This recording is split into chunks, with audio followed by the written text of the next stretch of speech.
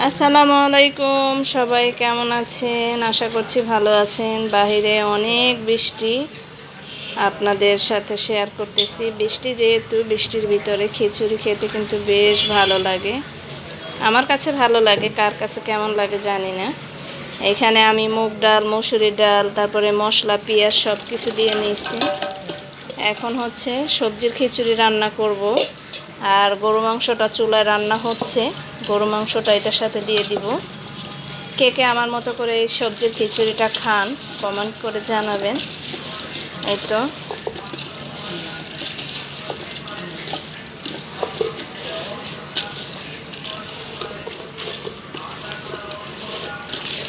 এভাবে করে খিচুড়িটা রান্না করলে খেতে ইচ্ছেই করবে। হাতে মাখা খিচুড়িটা